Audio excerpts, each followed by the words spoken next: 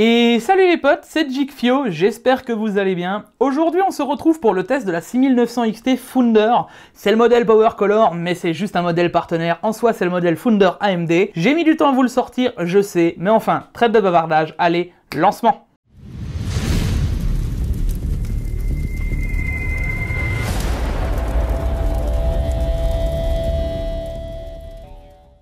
Et du coup, me revoilà les potes. Bon, pour le coup, maintenant, j'oublie plus, on n'oublie pas de mettre le like, l'abonnement, la cloche et tout ce qui s'ensuit, et de me suivre sur mes réseaux sociaux qui sont dans la description, principalement sur Twitch, parce que ceux qui ont été sur mes streams ont vu la performance de cette carte en avant-première, donc n'oublie pas de t'abonner au Twitch.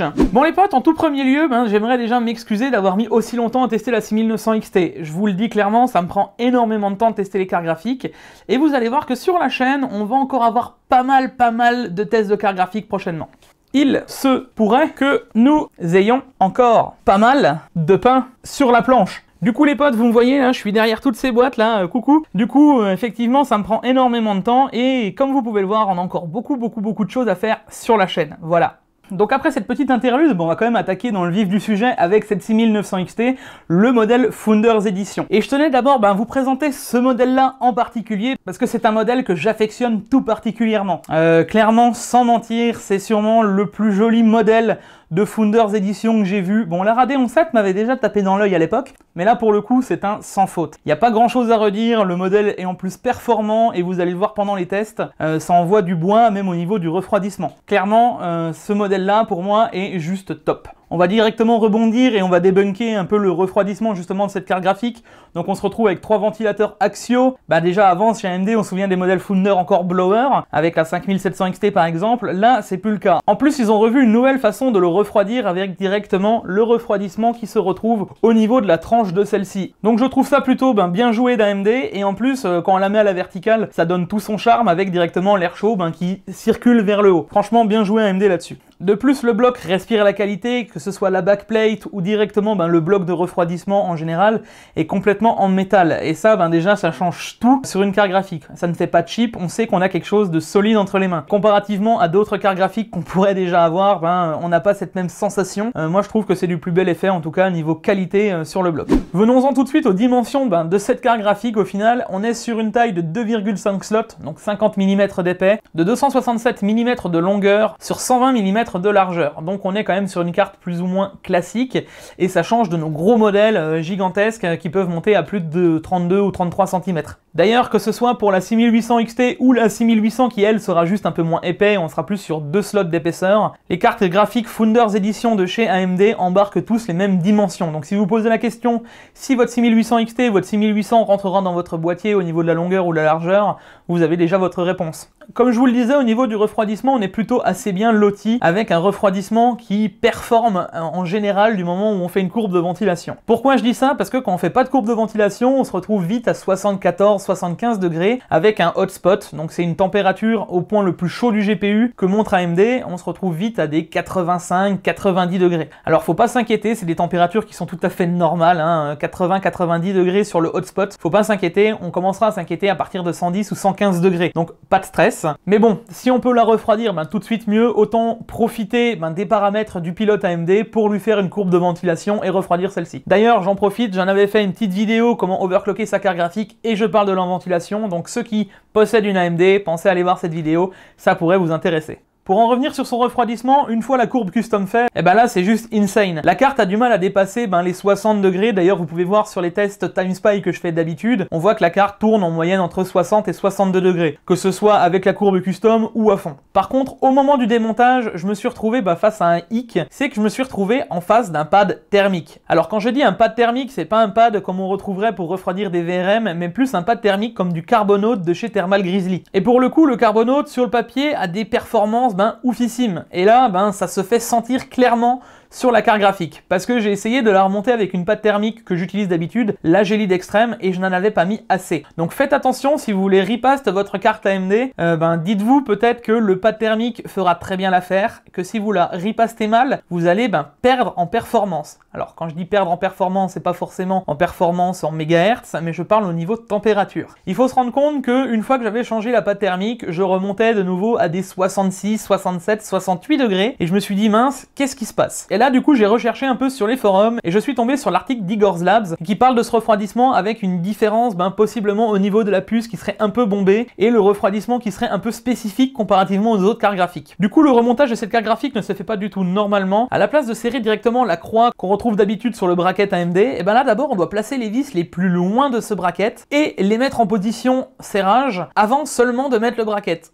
C'est pas comme ça qu'on monte d'habitude les cartes graphiques. Donc voilà. De plus, pensez à mettre une pâte thermique assez épaisse et visqueuse. Une pâte thermique fluide ne passera pas du tout sur cette carte graphique. Il faut vraiment qu'elle soit visqueuse et sinon vous n'aurez pas de meilleure perf en tout cas au niveau de votre repaste de votre carte graphique. Pour le coup, moi après repaste, j'ai réussi à gagner 4 degrés en fonctionnement, donc je passe à 56 degrés, mais c'était clairement pas de tout repos. Et pour le coup, les gens sur le stream l'ont vécu en direct parce que la carte graphique, je l'ai démontée en direct stream. On a vu un peu les déboires au moment où je l'ai remontée. C'était vraiment comique pour le coup. Les gens se disaient c'est quand même étrange qu'après un repaste, on perde en performance au niveau des températures. Donc je le redis, faites bien attention au moment du remontage de cette carte graphique, c'est vraiment important. D'ailleurs, pendant qu'on est dans le démontage de cette carte graphique, il faut quand même se le dire, c'est une sacrée tannée au niveau du démontage avec le nombre de vis qu'il y a à démonter. On est sur une base de plus d'une vingtaine de vis. C'est quand même insane de se dire que la carte graphique a plus de vis qu'un siège de voiture qui va maintenir votre siège directement dans l'habitacle. Donc faites attention au démontage, prenez des photos si vous voulez le faire, et encore une fois, attention, je le redis, ce n'est pas sûr que vous allez gagner des performances.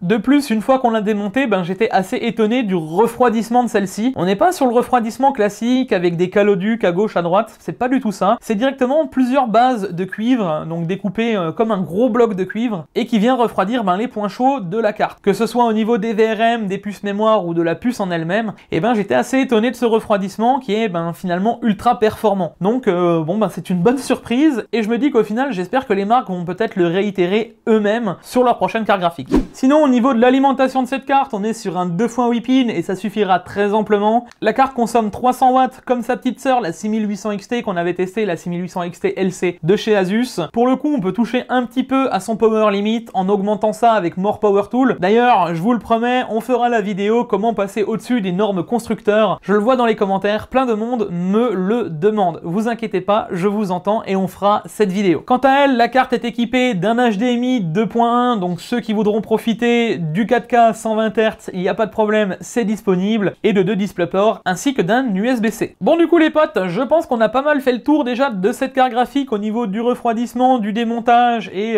des surprises que j'ai pu avoir lors de celui-ci. On va passer au moment que tout le monde attend, c'est les benchmarks. Parce que oui, je me doute les amis que vous avez envie de voir les performances de cette carte graphique face à sa rivale, la 3090 qu'on avait testée il y a pas si longtemps sur la chaîne. Je vais donc m'éclipser pour laisser place au benchmark. Encore une fois, accrochez-vous parce qu'on va faire tout mon protocole de test. Donc là, on va parler de 85 graphiques de souvenirs. Donc il y a pas mal de choses qui vont passer. On est sur les 16 jeux habituels à stock, puis overclockés, et on va parler bien entendu du ray tracing et du DLSS. Enfin, du DLSS qui n'existe pas pour l'instant. Et pour vous parler un peu de ma machine de test, on était sur mon 10900K à stock avec la Asus Maximus Apex 12, 32 Go de RAM en 3600 C16, C16, 36 comme d'habitude, et bien entendu la 6900 XT. Enfin bref les potes, allez, trêve de bavardage, lancement.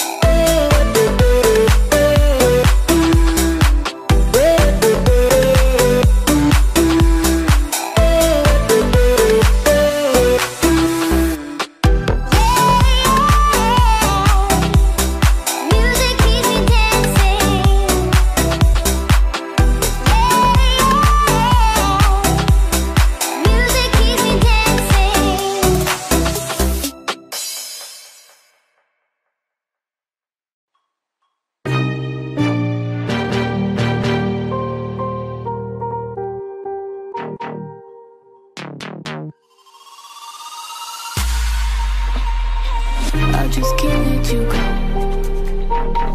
Lord knows that I've tried to.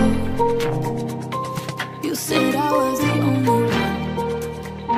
No one likes being lied to. You made this mess and left me with the pieces. Now I wanna burn all the bridges between us.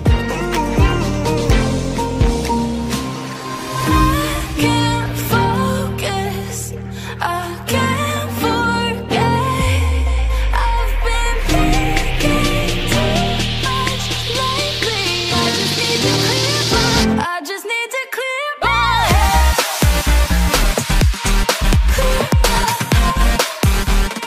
I just need to clear my head.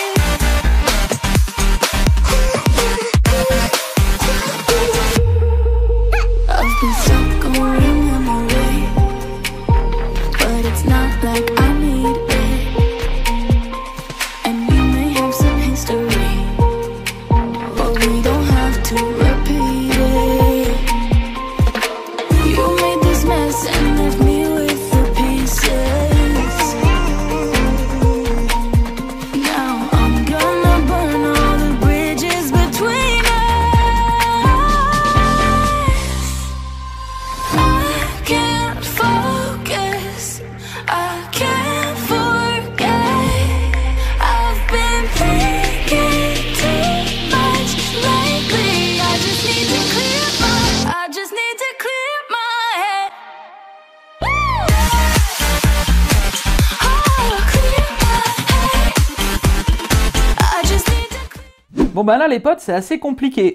Comment vous dire qu'en termes général, la 6900 XT de la 3090 se retrouve à 3,5% en faveur de la 3090. Donc ben c'est confirmé quand même, la 6900 XT se rapproche énormément de la 3090, en tout cas sur les 16 jeux que j'ai pu tester. Mais les performances se font surtout ressentir en 1080p et en 1440p. Parce qu'on se retrouve avec 2,5% en moyenne de différence entre la 3090 et la 6900 XT. Donc ouais, on voit quand même que c'est très serré et que ça joue très serré. Il y a seulement en 2160p 4K où la 3090 là reprend son avantage habituel.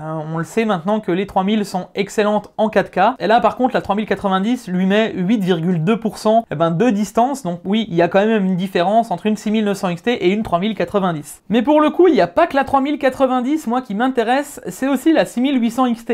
Parce que au final, au niveau du prix de la 6900 XT et de la 6800 XT, est-ce qu'il y a un réel écart entre ces deux cartes? Et là non plus, c'est pas très justifiable le prix de la 6900 XT. Parce qu'au final, avec la 6800 XT, on se retrouve à 5% en 1080p, 6,5% en 1440p et 7,2% en 4K. Donc là encore une fois, on voit que la 6900 XT a été prévue pour de la 4K, en tout cas du côté d'AMD, mais est-ce que c'est réellement justifiable? Là, il faut juste se dire qu'en termes de perf global à stock, on est à 5,90% de différence entre la 6800 XT et la 6900 XT en faveur de la 6900 XT. Donc ça fait quand même 66 € du pourcent. Ça fait quand même cher, hein. Je sais pas ce que vous en pensez. Donc, en tout cas, pour ceux qui ne veulent pas overclocker, on peut déjà avoir une conclusion, possiblement se diriger vers une 6800 XT qu'une 6900 XT au niveau du rapport performance-prix. Enfin bref, maintenant on va parler des performances en overclocking, et là il y a peut-être des chances que ça change, mais allez, je vais pas vous en dire trop.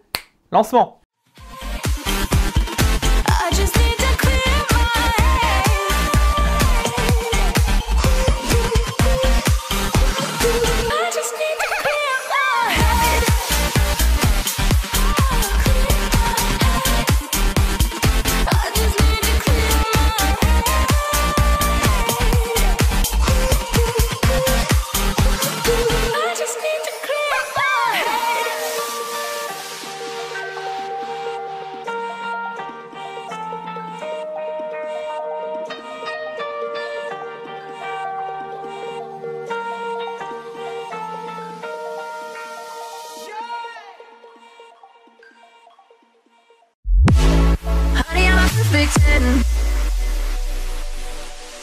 What does perfect even mean? Is there even such a thing?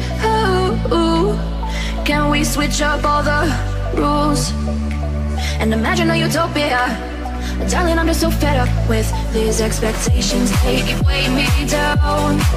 My heart is begging me to get the hell out of my head. I'm gonna live inside the upside down for a minute and pretend. Honey, I'm a perfect 10. Whoa, whoa. Honey, I'm a perfect 10. Whoa, whoa. And if I say it enough, it gets ingrained in my head, and I start to see. Honey, I'm a perfect 10. Honey, I'm a perfect 10. Honey, I'm a perfect 10.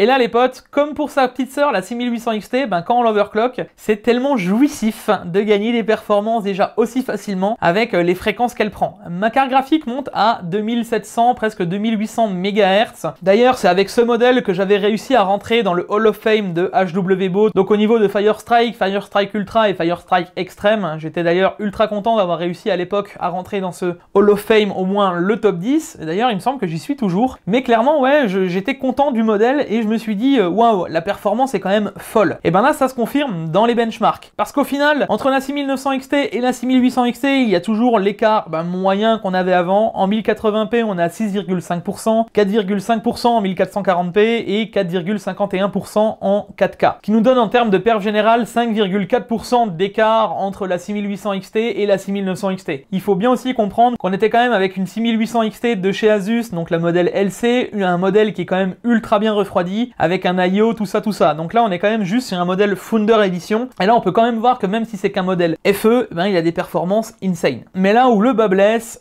c'est face à la 3090. Parce que les performances s'inversent en grande partie, en tout cas en 1080p et en 1440p. Parce que là, pour le coup, la 6900 XT, une fois overclockée face à la 3090, elle aussi overclockée, la tendance s'inverse. La 6900 XT se retrouve devant la 3090 en 1080p de 2,2%. En 1440p, elle se retrouve aussi devant de 1,5%. Et en 4K, par contre, la 3090 garde sa petite longueur d'avance, mais la 6900 XT, elle a quand même bien rattrapé et a bien resserré cet écart. Et on a 3,2% de différence entre la 3090 et la 6900 XT, donc en faveur de la 3090. Et là, pour le coup, au score global en overclocking, la 6900 XT passe devant la 3090. Alors, de pas beaucoup, de 0,9%, c'est même pas 1%, et pour le coup au niveau du rapport performance-prix, si on fait que du jeu vidéo, ça peut être très intéressant d'avoir une 6900 XT pour rivaliser face à la 3090. Après, comme je vous le disais dans la précédente vidéo avec la 3090, est-ce que ce serait pas encore plus intéressant de se diriger vers une 6800 XT qui a finalement que 4 ou 4,5% de différence avec cette même 3090. Du coup, on peut directement parler des perfs générales, donc quand j'entends perf générale, c'est overclocké et à stock. Là, on est à 2,3% de la 3090, mais toujours en faveur de la 3090. Mais là, bien entendu, je vais parler prix Founder Edition, parce qu'on va pas parler des prix qui se passent actuellement sur le marché, parce que sinon on s'en sortirait jamais. La 3090 et la 6900 XT, c'est 173 € du %. Et là, ça fait quand même peut-être mal de se dire qu'entre une 6900 XT et une 3090, il y a autant de différence. Alors je vous vois déjà arriver et me dire, oui mais la 3090, elle n'est pas prévue pour du gaming, etc., etc.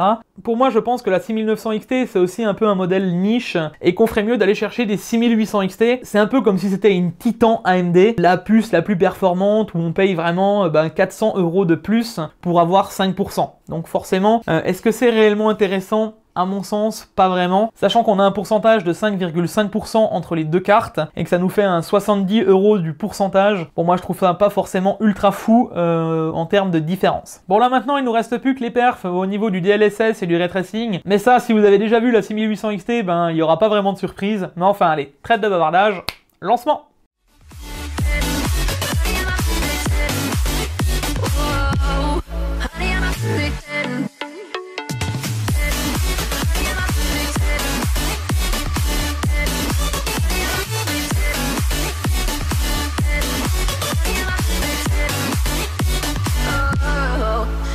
Disgusted with myself and I'm disgusted with the way we're told to have a certain face. I stood and wait because we aren't pixels on a screen. No, we're human, we breathe. Every single thing we see curated. It's overrated. These expectations, they keep weighing me down. My heart is begging me to get the hell out of my head. I'm trying to live inside the upside down for a minute and pretend, honey, I'm a perfect 10. Whoa. Bon bah là les potes, il n'y a pas vraiment besoin de se poser de questions, hein. La 6900 XT se retrouve au perf d'une 2080 Ti, donc bon, au final c'est pas si mal vu que c'est leur premier modèle de carte graphique qui fait du ray tracing, et là on teste sur des jeux qui sont optimisés Nvidia. Pour ceux qui suivraient peut-être nos Tech Actu avec Guillaume, vous avez pu remarquer qu'on parle prochainement d'un DLSS AMD, donc à voir ce que ça va donner avec les AMD Fidelity FX, donc leur nouvelle génération, et voir si on va avoir quelque chose de nouveau. Et j'avoue que je suis assez pressé de pouvoir tester un jeu 100% AMD avec le DLSS et pourquoi pas le ray tracing by AMD, voir réellement ce que ça va donner. Là il faut quand même se rendre compte qu'on teste toujours sur des jeux optimisés Nvidia et ray tracing DLSS on Nvidia, donc bon.